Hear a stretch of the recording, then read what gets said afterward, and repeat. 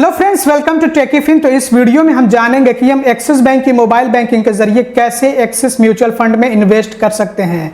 Video को शुरू करने से पहले एक बात मैं बहुत ज़्यादा ज़रूरी आप लोगों को बताना समझता हूं कि ये जो वीडियो है ये केवल एक डेमो वीडियो है। इस वीडियो से मैं आप लोगों को ये सिखाना चाहता हूं कि कैसे आप एक्सिस बैंक की मोबाइल बैंकिंग का इस्तेमाल करके एक्सिस म्यूचुअल फंड में इन्वेस्ट कर सकते हैं। एक बात और मैं आप लोगों को बता दूं कि अगर आपका पहले से एक्सिस बैंक में अकाउंट नहीं है और आप एक्सिस बैंक की मोबाइल बैंकिंग का इस्तेमाल नहीं करते हैं तो भी आप एक्सिस म्यूचुअल फंड में इन्वेस्ट कर सकते हैं। उसके लिए आपको axis bank mutual fund account open करना होगा, जिसके लिए हमने आपको डिस्क्रिप्शन में और पिन कमेंट में लिंक दिया हुआ है। आप चाहें तो अपना अकाउंट ओपन करके और एक्सिस म्यूचुअल फंड में इन्वेस्ट कर सकते हैं। और आप अकाउंट ओपन करते हैं तो ये फ्री है, इसका आपसे कोई भी चार्ज नहीं लिया जाता है। तो अकाउंट अगर आपको ओपन करना हो तो आपको लिंक डिस्क्रिप्शन में और पिन कमेंट में मिल जाएगा। तो अगर आप चाहें तो axis bank mutual fund account open करके भी एक्सिस म्यूचुअल फंड में इन्वेस्ट कर सकते हैं। तो अब आइए सीधा प्रोसेस की ओर बढ़ते हैं और समझते हैं कि कैसे हम एक्सिस बैंक की मोबाइल बैंकिंग ऐप के जरिए एक्सिस म्यूचुअल फंड में इन्वेस्ट कर सकते हैं।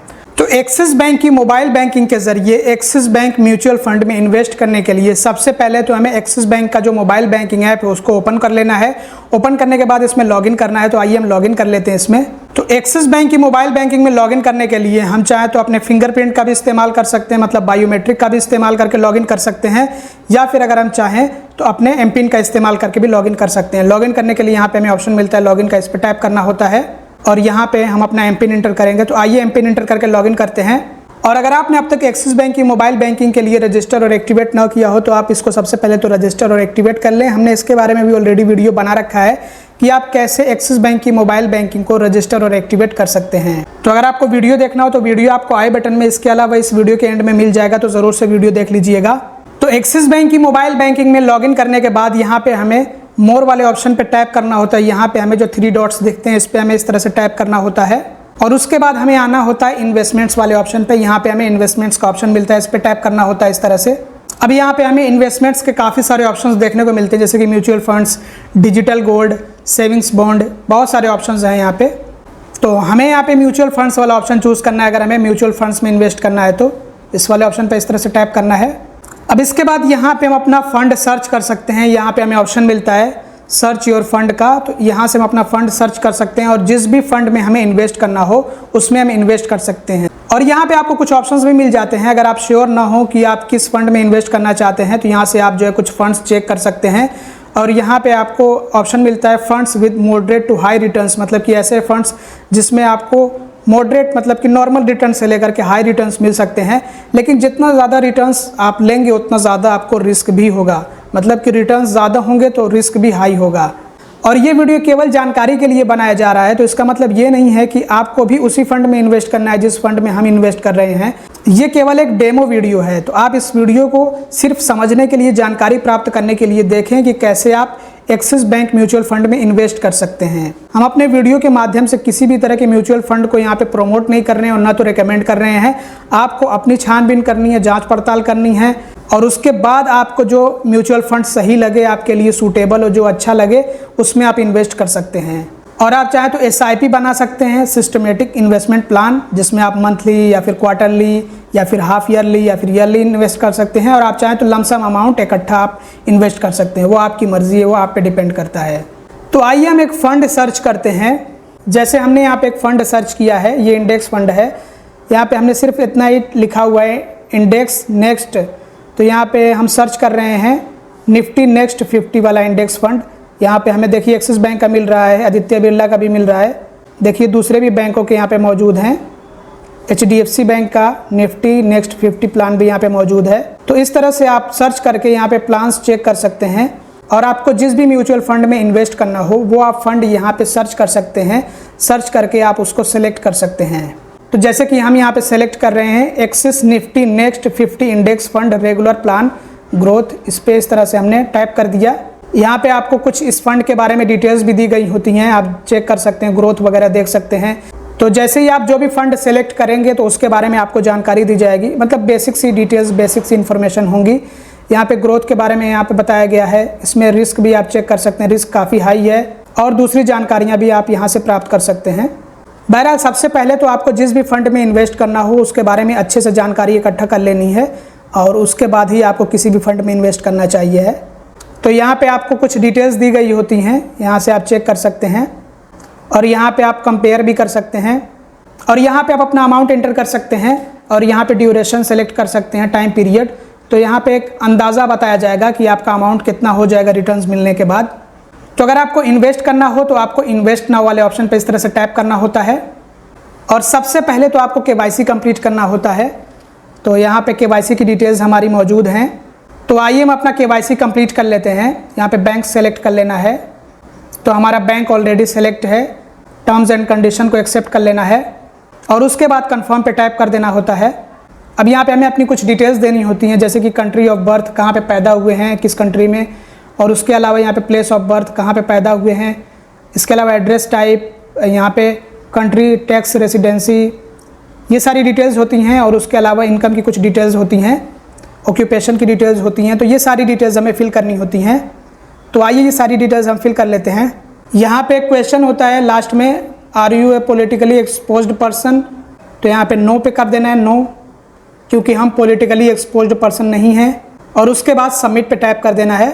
और यहाँ पे आपको अपना रिस्क प्रोफाइल चूज़ करना होता है कि कितना रिस्क आप ले सकते हैं, एग्रेसिव, ग्रोथ, बैलेंस्ड, कंजर्वेटिव। और उसके बाद नेक्स्ट पे टैप कर देना होता है। अगर आपको एक्सिस बैंक म्यूचुअल फंड के बारे में ज़्यादा जानकारी चाहिए है तो जो एक्सिस बैंक की म्यूचुअल फंड की वेबसाइट है उस पर आप विजिट कर सकते हैं। विजिट करने के बाद आप चेक कर सकते हैं। हालांकि आपको किसी भी फंड में इन्वेस्ट करने से पहले अच्छी खासी जांच पड़ताल कर लेनी चाहिए है।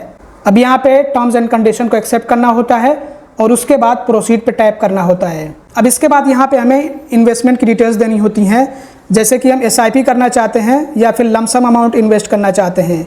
SIP मतलब बारी बारी इन्वेस्टमेंट होता रहेगा आपका, महीना या फिर 3 महीना या फिर आधे साल या फिर साल पे इन्वेस्ट करते हैं तो उसको SIP कहा जाता है। मतलब कि एक प्लान चलेगा और उसी प्लान के अकॉर्डिंग आपका थोड़ा थोड़ा पैसा इन्वेस्ट होता रहेगा। और लमसम का मतलब ये होता है कि इकट्ठा आप एक ही साथ कुछ अमाउंट अपना इन्वेस्ट कर देते हैं, तो उसमें बारी बारी आपका इन्वेस्टमेंट नहीं होता है, एक ही बार इन्वेस्ट हो जाता है आपका पैसा। तो जैसे कि अगर आप SIP करेंगे जिसमें कि आप छोटा अमाउंट और महीने महीने करके इन्वेस्ट करना चाहते हैं तो आप SIP वाला यहाँ पे प्लान सेलेक्ट कर सकते हैं। और यहाँ पे मंथली SIP डेट सेलेक्ट कर सकते हैं कि आप जो SIP करना चाहते हैं वो किस डेट को आप करना चाहते हैं, मतलब किस डेट से आपका SIP शुरू हो। जैसे कि अगर आप जो है फर्स्ट चूज़ कर लेंगे तो हर महीने की पहली तारीख को जो भी अमाउंट होगा SIP का वो आपके अकाउंट से कट करके और सीधा म्यूचुअल फंड में इन्वेस्ट हो जाएगा। जिस भी फंड को आपने सेलेक्ट किया होगा तो उसमें सीधा जा करके इन्वेस्ट हो जाएगा। अब यहाँ पे नंबर ऑफ़ SIPs आपको देना होता है कि कितने SIPs आप करना चाहते हैं। तो इसमें क्या होता है कि जैसे मान लीजिए कि आपने 12 दे दिए तो 12 SIP आपके होंगे, हर महीने आपका SIP होगा, मतलब कि इन्वेस्टमेंट आपका होगा महीने महीने करके, वो 12 महीने तक जाएगा और उसके बाद वो कैंसिल हो जाएगा। और यहाँ पे इन्वेस्टमेंट अमाउंट आपको एंटर करना होता है कि आप कितना इन्वेस्ट करना चाहते हैं, SIP के ज़रिए से कितना इन्वेस्ट करना चाहते हैं। जैसे कि यहाँ पे 5000 है, कम से कम 100 रुपये आप कर सकते हैं। 5000 है तो 5000 अगर आपने सेलेक्ट किया हुआ है तो 5000 हर महीने SIP में जाएगा, मतलब SIP के ज़रिए से आपका म्यूचुअल फंड में इन्वेस्ट होता जाएगा। तो इस तरह से आप SIP कर सकते हैं। अब यहाँ पे अदर इन्वेस्टमेंट डिटेल्स देनी होती हैं, जैसे कि how long you wish to stay invested, मतलब आप कितने लंबे समय तक अपने पैसे को इन्वेस्ट करके रखना चाहते हैं। यहाँ पे मान लीजिए कि अगर आपने SIP किया 12 महीनों तक, 12 SIPs आपने टोटल बनाई, यानी 12 महीने 1 साल तक आपका SIP चला। लेकिन आप चाहते हैं कि 1 साल आपका SIP चला, उसके बाद आप ये चाहते हैं कि जो भी आपने इन्वेस्ट किया है वो अभी इन्वेस्ट ही रहे, वो निकले नहीं। तो यहाँ पर आप जो है 2 से 3 साल लगा सकते हैं इसको। तो इससे क्या होगा कि 12 महीने तक तो हर महीने आपके अकाउंट से SIP में पैसे गए, यानी कि म्यूचुअल फंड में इन्वेस्ट हुए, लेकिन वो 1 साल के बाद जो है अपने आप ही वो विड्रॉ होकर के, रिडीम होकर के आपके अकाउंट में क्रेडिट नहीं होंगे, बल्कि वो इन्वेस्ट रहेंगे तब तक जब तक आपने यहाँ पे जो है यहाँ पे जो भी पीरियड सेलेक्ट किया है 2 से 3 साल। तो इस तरह से 2 से 3 साल वो इन्वेस्ट रहेगा आपका अमाउंट, और उसके बाद जो है जा कर के वो रिडीम होगा। हालांकि आप चाहें तो कभी भी रिडीम कर सकते हैं। अब लमसम के बारे में बता देते तो लमसम में तो कुछ नहीं होता है, इकट्ठे एक साथ जितना आप अमाउंट चाहें यहाँ पे इन्वेस्ट कर सकते हैं। कम से कम आप जो है कितना कर सकते हैं, यहाँ पे बताया गया 100 रुपये, तो आप जो है लमसम में भी इन्वेस्ट कर सकते हैं। तो इसमें SIP नहीं बनता है, इकट्ठे एक साथ जितना भी आपको अमाउंट इन्वेस्ट करना है वो आप इन्वेस्ट कर सकते हैं म्यूचुअल फंड में, वो सीधे जा कर के इन्वेस्ट हो जाएगा। हाँ, यहाँ पर आप सेलेक्ट कर सकते हैं कि आप जो है कितने समय तक, कितनी ड्यूरेशन तक आप उसको इन्वेस्ट करके रखना चाहते हैं। तो आइए हम लमसम बनाते हैं अपना, मतलब लमसम इन्वेस्ट करते हैं अपना अमाउंट। ये वीडियो सिर्फ और सिर्फ डेमो वीडियो है, जानकारी के लिए बनाया जा रहा है। तो जैसे मान लीजिए हमने 5000 यहाँ पे सेलेक्ट कर लिया, 5000 इंटर कर दिया है। और हम चाहते हैं कि इसको 2 से 3 साल तक इन्वेस्ट करके रखें। यहाँ पे हमसे पूछा जा रहा है नॉमिनी डिटेल्स, नॉमिनी आप क्या बनाना चाहते हैं या फिर नहीं, और यहाँ पे यस नो का ऑप्शन है। तो नॉमिनी आप ज़रूर से बना लें। जब भी आप किसी भी तरह का इन्वेस्टमेंट करें उसमें नॉमिनी होना ज़रूरी है, भले ही वो ऑप्शनल होता है लेकिन आप नॉमिनी ज़रूर बना करके रखें। तो आइए हम यस वाले पे टाइप कर लेते हैं। यहाँ पे नॉमिनी की डिटेल्स देनी होती है, नॉमिनी का नेम, नॉमिनी इन योर यहाँ पे सेलेक्ट करना होता है, रिलेशनशिप, डेट ऑफ बर्थ, और उसके बाद यहाँ पे टर्म्स एंड कंडीशन को एक्सेप्ट करके कंफर्म डिटेल्स पे टाइप कर देना होता है। तो आइए हम नॉमिनी की डिटेल्स इंटर कर लेते हैं। सारी डिटेल्स इंटर कर लेने के बाद यहाँ पे टर्म्स एंड कंडीशन को एक्सेप्ट कर लेना होता है इस तरह से, और उसके बाद कंटिन्यू पे टाइप करना होता है। तो एक OTP भेजा जाता है रजिस्टर्ड मोबाइल नंबर और ईमेल आईडी पर भी। OTP इंटर कर लेने के बाद वेरीफाई OTP पे टाइप कर देना होता है। तो ये आप जैसे कि पढ़ सकते हैं, your transaction is successful and your request has been submitted, और हमें यहाँ पे एक रेफरेंस नंबर भी मिल जाता है और ये ट्रांजेक्शन हमारा सक्सेसफुल हो गया, कंप्लीट हो गया है। अब इसमें टाइम लगता है, हमने एक तरह से म्यूचुअल फंड के जो यूनिट्स हैं वो परचेज़ किए हैं, इसमें थोड़ा सा टाइम लगेगा, तब जा करके हमें दिखेगा, ये मोबाइल बैंकिंग के ऑप्शन में हमें दिखेगा, लगभग 2 से 3 दिनों के बाद दिखेगा। इन्वेस्टमेंट्स वाले ऑप्शन पे जाएंगे तो वहाँ पे दिखेगा, जो भी आपने इन्वेस्टमेंट किया होगा तो वो वहाँ पे आपको दिख जाएगा, जिस भी फंड में आपने इन्वेस्ट किया होगा वो आपको दिखेगा। तो इस तरह से हम एक्सिस बैंक म्यूचुअल फंड में इन्वेस्ट कर सकते हैं एक्सिस बैंक की मोबाइल बैंकिंग के जरिए। तो आप अपना इन्वेस्टमेंट कहाँ से देख सकते हैं? तो सबसे पहले तो आपको एक्सिस बैंक की मोबाइल बैंकिंग में लॉगिन कर लेना है और आपको फिर से आना है मोर वाले ऑप्शन पे, टैप करना है इस पे, और उसके बाद आपको आना होता है इन्वेस्टमेंट्स वाले ऑप्शन पे, इस तरह से टैप करना होता है, और उसके बाद आपको म्यूचुअल फंड्स वाले ऑप्शन पे इस तरह से टैप कर देना होता है। यहाँ पे आपको एक ऑप्शन मिलता है पोर्टफोलियो का, इस पर टैप करेंगे तो यहाँ पे आपके इन्वेस्टमेंट्स दिखेंगे। जैसा कि आप यहाँ पे देख सकते हैं, अभी हमने जस्ट इन्वेस्ट किया है तो इसीलिए करंट वैल्यू सब 0 दिखा रहा है। जब हमारे यूनिट परचेस होकर के आ जाएंगे हमारे अकाउंट में, मतलब कि म्यूचुअल फंड के अकाउंट में, तब यहाँ पे दिखेंगे, और उसमें टाइम लगता है, लगभग 1 से 2 दिनों का टाइम लगता है, मतलब कि 1 to 2 वर्किंग डेज का टाइम लगता है।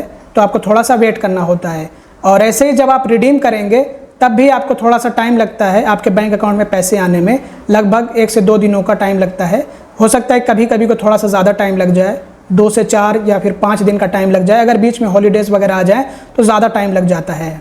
तो इस तरह से हम एक्सिस बैंक म्यूचुअल फंड में इन्वेस्ट कर सकते हैं। आई होप कि ये वीडियो आप लोगों के लिए हेल्पफुल और इन्फॉर्मेटिव रहा होगा। अगर आपको वीडियो पसंद आया हो तो ज़रूर से लाइक कर दीजिएगा, चैनल को अब तक सब्सक्राइब ना किया तो सब्सक्राइब भी कर दीजिएगा, और इस वीडियो को ज़्यादा से ज़्यादा शेयर करिएगा। Thanks for watching, bye bye.